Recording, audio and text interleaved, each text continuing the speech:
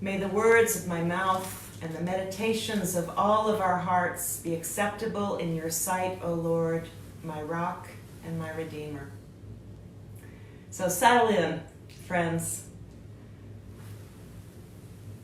So this is a different setting than we expected, right? We began this Lenten season not suspecting at all that our lives would be in this place, that our experience would change so much just in such a short time. We didn't know that this was what was going to happen on this walk even before we got to Holy Week, when we started Lent.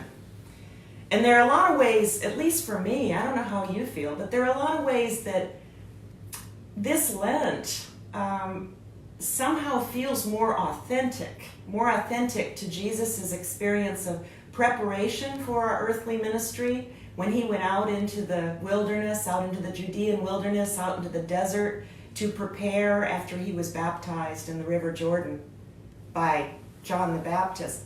This is so much more like this, like Jesus' experience, than it might have been to give up, I don't know, chocolate, coffee, a glass of wine. We're really working here. This is a Lent when the regular busyness of our worlds, going to work, going to school, going to play sports, go to the gym, our entertainments, all of that has just been put on hold. All of our projects, all that we do. And even though our wilderness doesn't look really anything like the Judean wilderness where Jesus prepared, we are absolutely bewildered.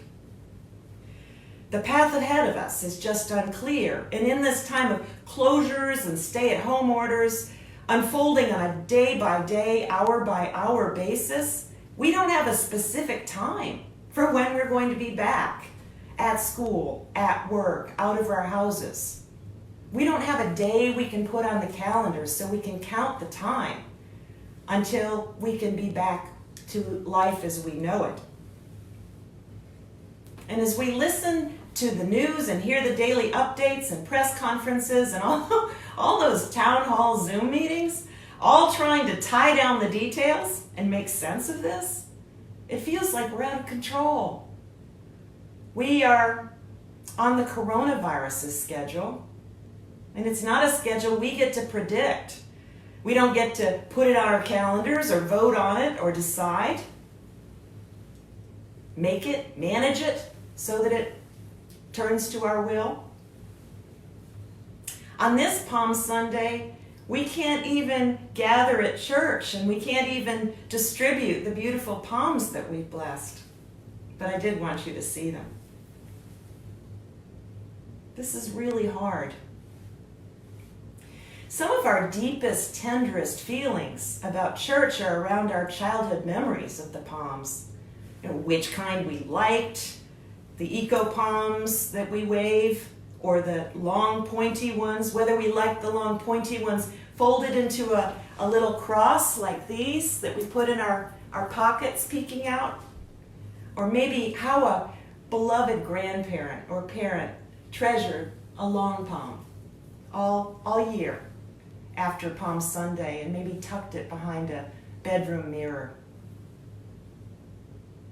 So what do we do with all of this? Let's ask a basic question here. What would Jesus do? In fact, what did Jesus do? This is a great day in the liturgical year to ask just that question. It's Passion Sunday, when we read the passage from Matthew that lays out the deep horror of Holy Week, the Last Supper, Judas's betrayal, Peter's denial, Jesus' arrest, torture, imprisonment, crucifixion, death, burial, all in that steady path towards Easter morning and the resurrection. We've known Passion Sunday as Palm Sunday in the Episcopal Church during our lifetimes, at least I have. We read the Passion narrative to set the stage for Holy Week, to recall and to anticipate what comes next before we get to Easter. But we're really focused on Palm Sunday, on Jesus' march into Jerusalem. And as I mourn the things that we can't do this Palm Sunday, it helps me first to remember that palms are a very recent addition to our liturgical practice. Our English translation from Matthew refers to, in the Liturgy of the Palms, to branches from trees. In Jesus' time, palms were plentiful in the Jordan Valley, down near Jericho, and also up on the coast of the Mediterranean Ocean, near Jaffa and near Caesarea Maritima and Akko. But they wouldn't flower. The primary tree is a date palm, and they don't flower or fruit at the higher elevations, like Jerusalem or Bethphage. So it's really unlikely that they would have been cultivated or encouraged or even in plentiful supply when Jesus started his march that day. Now, John's Gospel, as all of you know, and you'll catch me on this, John's Gospel does mention palm branches specifically, and it's clear in the Greek that happens. Lots of scholars think, though, that John was writing for Hellenistic Christians in Asia Minor, modern Turkey. And so it's very possible that the palms that he used in this story to convey the story and these truths about the experience in Jerusalem on the march, they might have used their local trees that were more common in, for example, Ephesus, which is where some scholars think that John wrote the Gospel. John's author wrote the Gospel. But the leafy branches in Matthew's Gospel and in Bethphage, marching down into Jerusalem, could very well have been olive branches. Those are still in plentiful supply there and common in the area. And so for our Palm Sunday today, whatever branches you have in your yard, whether they're leafy or budding or absolutely bare, those are the branches from trees that you wave today. It's just whatever you have. That's exactly the right thing to do. On Passion Sunday, we remember Jesus' ride into Jerusalem from that little village of Bethphage up on the Mount of Olives. And it's all about contrasts.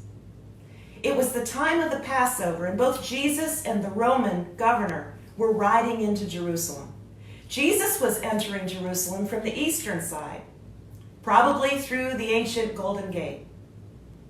It's not really very far from the little village of Bethphage. It takes about 30 or 40 minutes tops to walk from the top of the Mount of Olives down to the Garden of Gethsemane, and then maybe another 40 minutes or so to cross the Kidron Valley and climb up Mount Moriah to the other side. That's where he would have gone into the gate. And see, at the same time, the Roman governor was marching in from the coast. He was also coming in for the Passover, to be there to celebrate, not to celebrate as much because he probably was not a worshiping Jew, but to come in and to oversee and keep order and make sure that everything was operating well, disaster management, crisis management during the Passover. So he was coming in, the Roman governor, from the western side of the city, probably from Caesarea Maritima, where he had an important outpost. It was a big commercial and military center, and about a 2 days ride from Jerusalem. So Jesus is riding into the city on one side, and the Roman governor is coming in on the other side. And these were very different processions. The Roman governor was on a long journey from an important city on the coast. He had horses and weapons and soldiers, a big train, just as Jesus is planning his march down from the humble little village of Bethphage. Think about how that Roman procession would have looked and sounded. The ancient Roman roads into Jerusalem's old city are all white limestone, and the horses' hooves would have struck that stone with the same sharp sound as the light hit them, coming from the Jerusalem sun, glancing off the stone and off the soldiers' swords. I always think of T.S. Eliot's poem, The Triumphal March, when I think of that path into Jerusalem. Stone, bronze, stone, steel, stone, oak leaves, horses' heels over the pavement. And the flags and the trumpets and so many eagles. How many? Count them. And such a press of people.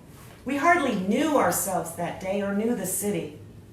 This is the way to the temple, and we, so many, crowding the way. But Jesus doesn't have soldiers or horses or steel swords or an army. Instead, he's arranged to borrow a donkey and her colt. Now, there's only one reason why a donkey has her colt. It's because she's a nursing mother, and her baby is still dependent on her and following along with her. The church of Bethphage, where Jesus is remembered to have gotten on the donkey, still shelters this large rock. And it's a holy site. When the Crusaders got there at the end of the first millennia of the Common Era, the Crusaders got there and they saw this rock and they venerated this rock and they built the church around it, and this rock has been venerated since the time of the Crusaders as the place that Jesus the rock that Jesus used as his mounting block to get on the donkey. And this is sweet, and it has certainly been made holy by a millennia of pilgrims, millions of pilgrims worshiping and venerating this rock and by their prayers. But the fact is, the rock is about 4.5 feet off the ground. And so when you think of this humble ride that Jesus has, as opposed to the stallions and the flashing horses and the striking heel hooves of the Roman governor's procession, Jesus, if he used that mounting block, would have had to climb down from it onto the back of the little donkey. Donkeys just are not that tall. It's all about the contrasts. Instead of a tall, elegant horse, Jesus had a donkey. Instead of fancy military saddles, Jesus' disciples put their cloaks on the back of Mama Donkey for a saddle, and they were probably, those cloaks, worn and dusty from travel. The crowd threw more cloaks down in the road as they passed, and leafy branches cut from trees. Jesus' parade was very different from the mighty military parade coming in from the coast. God's glory is revealed in the simplest things. Not in legions of soldiers with the finest horses and the best weapons from an influential city, but in the simple things that we can do and that we can do together. Presiding Bishop Michael Curry preached in the first streamed service at the beginning of our church closures at the National Cathedral. We were just learning about viral transmission and hand washing and keeping physical distance. Bishop Curry said, "Sometimes the most profound and important things come in the simplest of packages. Not simplistic, not necessarily even easy to do, but simple." Bishop Curry said that even though he'd started washing his hands more frequently and for longer periods of time and more thoroughly than he used to, part of him was still skeptical that something as simple as soap and water, washing our hands just like our mothers taught us to do, could really help all that much. You know, it surprised me too. I thought surely something more sophisticated, something more scientific, something that I couldn't do myself, that wasn't available to me. Something like that would be better than hand washing. I don't know, maybe some kind of super hand sanitizer or some special ultraviolet light device that I ordered off of Amazon just for this purpose. But no. Hand washing really helps.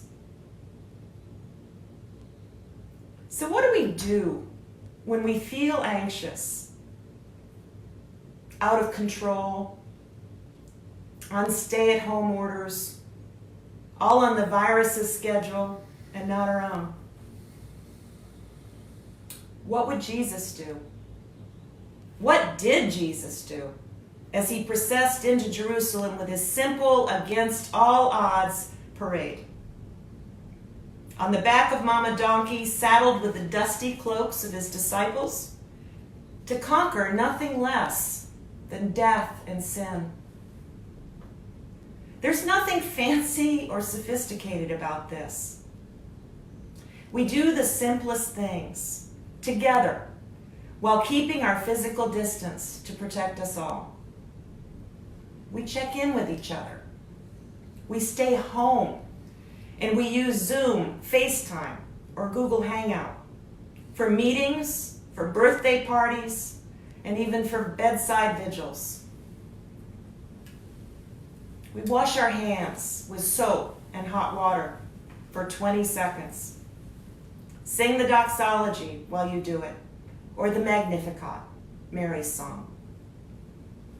Mother Mary is surely someone who understood the ancient maternal wisdom of washing your hands with soap and water. We bake bread. We plant a vegetable garden. We share what we have. We make masks for ourselves and for our neighbors to wear when we go out for groceries. The masks don't need to be made of special cloth or by machine.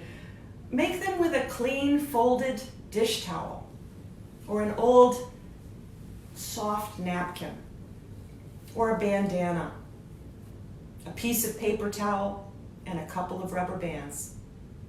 Just keep it simple. I'll show you how. We'll learn how together during the family meeting. These are anxious times. Let's keep them simple. Let's choose life. Let's follow what Jesus did and join that simple, certain, against all odds procession toward Easter.